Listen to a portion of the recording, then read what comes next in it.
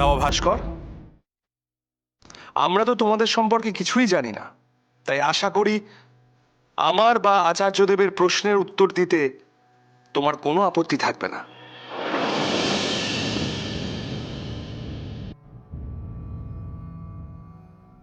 না না, খুব আপত্তি আছে। এই ভয়টাই তো পাচ্ছিলাম। এবার কি হবে? কেউ কি নেই যে আমাদের এই বিপদ থেকে উদ্ধার করতে পারবে? আচার্যদেব, নিন প্রশ্ন করুন। আপনি জেনে নিন আপনার কি কি জানার আছে।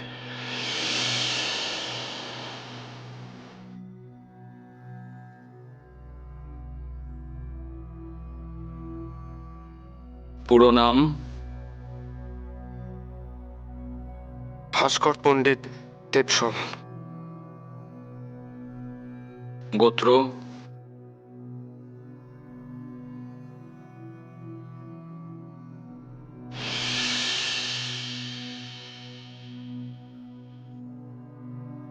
ওরে বাবা, শুরু হয়ে গেল। এবার সব সত্যি ফাঁস না হয়ে যায়। বাপরে, বড়দেবের যা জিজ্ঞাসু চোখ, যেন মনে হচ্ছে আমাদের মনের ভেতর অব্দি দেখতে পাচ্ছে। চুপ করে আছো কেন? উত্তর দাও, তোমার গোত্র কি? আমি জানি না।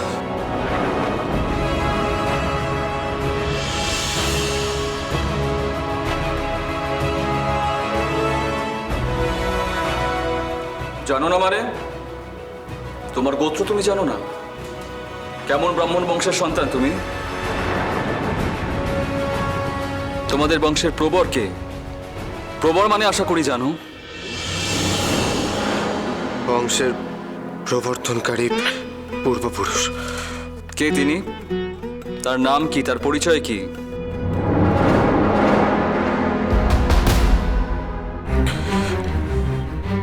জানি না।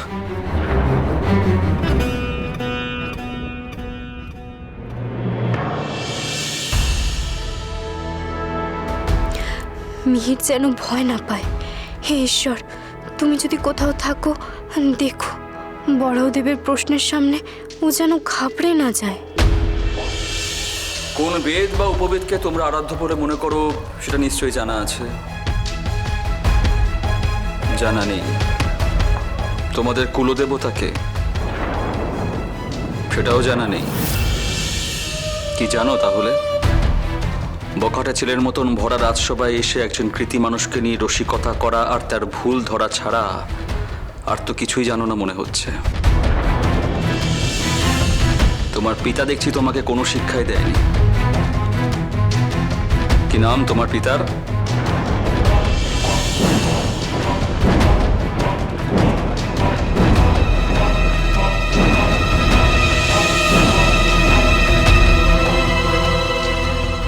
মহারাজ, শ্রীমান ভাস্কর পণ্ডিত দেখছি নিজের পিতার নামটুকুও জানে না।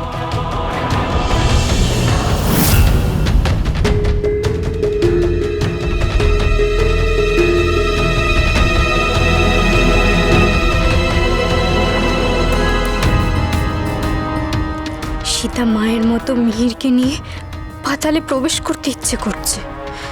তাহলে যদি এই জেরার হাত থেকে বাঁচি, এভাবে তো এক্ষুনি ধরা পড়ে যাব আমরা। তারপর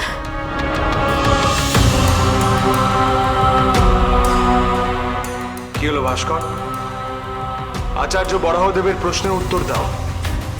কে তোমার পিতা?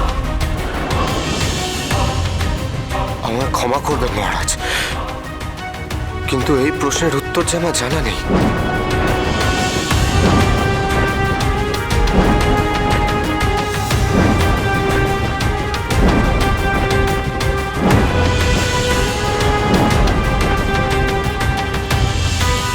অর্থাৎ তোমার পিতার নাম তুমি জানো না? পিতৃ পরিচয়হীন একজন মানুষ হয়ে তুমি আমার মতন একজন উচ্চ বংশজাত ব্রাহ্মণের চোখে চোখ রেখে কথা বলো, তার মুখে মুখে তুমি উত্তর দাও। এত বড় স্পর্ধা তোমার, তুমি আবার নিজেকে ব্রাহ্মণ এবং দ্বিজপুত্র বলে দাবি করো।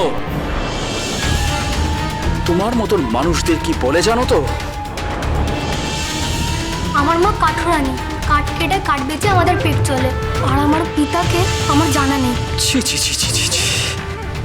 একে নিম্ন বর্ণ, তার উপর আবার চারদ সন্তান। কোন অজাত কুজাত কার না কার ছেলে তুই হবি আমার শিষ্য?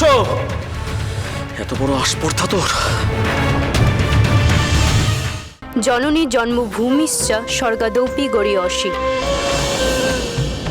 অর্থাৎ মা ও জন্মভূমি স্বর্গের চেয়েও বড়। শাস্ত্রের এই বিধান অনুযায়ী মায়ের কথাকে বেদবাক্য হিসেবেই ধরে নেওয়া উচিত, তাই না গুরুদেব?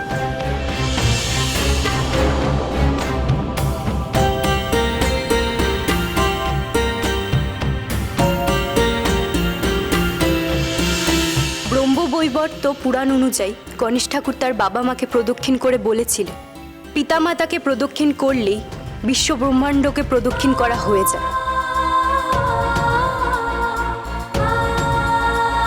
আর আমরা সেই মায়ের কথাকে অবিশ্বাস করব? নন্দিনী, ভাস্কর পণ্ডিতের বধূ কিন্তু বেশ বুদ্ধিমতী আর শিক্ষিতা কিন্তু। মহারাজ, স্বামী স্ত্রী দুজনেরই কথাবার্তা খুব শিক্ষিত, দুজনে কিন্তু রাজচটুক। মহারাজ, আমার স্বামী তার পিতৃপরিচয় জানেন না, কারণ জন্মের সময় ওনার পিতা তার শিশুপুত্রকে পরিত্যাগ করেছিলেন। মানছি এতে তার পিতার ঘোর অন্যায় আছে, কিন্তু একজন পিতার শাস্তি তার পুত্র কেন পাবে? এ সমাজের কেমন নিয়ম মহারাজ? পিতার ছত্রছায়ায় আমার স্বামী বড় না হওয়ার কারণে ওদের গোত্র, প্রবর, কুলদেবতা সম্পর্কে কিছুই জানেন না। একজন ব্রাহ্মণের পরিচয় কি শুধুই তার বংশধারা, তার পূর্বপুরুষের রক্ত, তার শিখা, তিলক, উপবৃত? নাকি একজন প্রকৃত ব্রাহ্মণের আসল পরিচয় তার ব্রহ্মজ্ঞান, তার জীবন দর্শন আর অর্জিত বিদ্যা? আমার স্বামী নালন্দা মহাবিহার থেকে উচ্চশিক্ষায় শিক্ষিত হয়েছে, সেখানকার আচার্যদের আশীর্বাদ ধন্য হয়েছে। একজন শিক্ষক হওয়ার জন্য আমার স্বামীর এই শিক্ষামান কি যথেষ্ট নয়? সাধু সাধু, তুমি যথার্থই বলেছ মা অশোকা। জন্ম থেকে মানুষের জাত বোঝা যায় না, মানুষের জাত বোঝা যায় মানুষের কর্মে।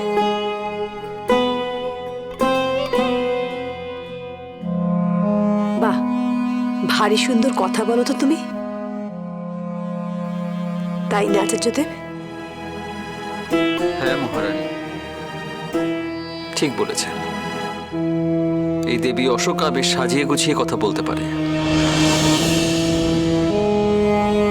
কথার যেমন ধার তেমন ওজন। কোনো নারীকে এর আগে আমি এমনভাবে কথা বলতে শুনিনি, শুধুমাত্র একজন ছাড়া। যুবরানী লীলাবতীর জয়, জয় দেবলীর যুবরানী লীলাবতীর জয়।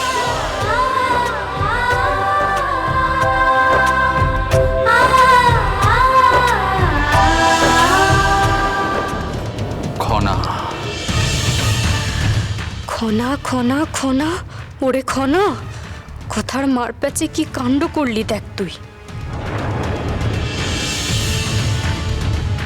আমি যা ভাবছি তাই বা কিভাবে সম্ভব? রাজার মেয়ে ছিল সে, আর এ তো নেহাতি এক গরিব গৃহবধূ। তাহলে কে এই মেয়ে? সবটা আমাকে জানতে তো হবেই। কেন যে এত বেশি বকিস? এই জিভটা কেটে কোন দিন ফেলে দেবো আমি।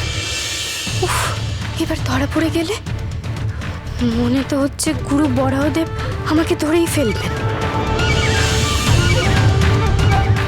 খনার কাহিনী সোম থেকে শনি সন্ধে 7:30টায় আকাশ 8 ও প্ল্যাটফর্ম 8-এ।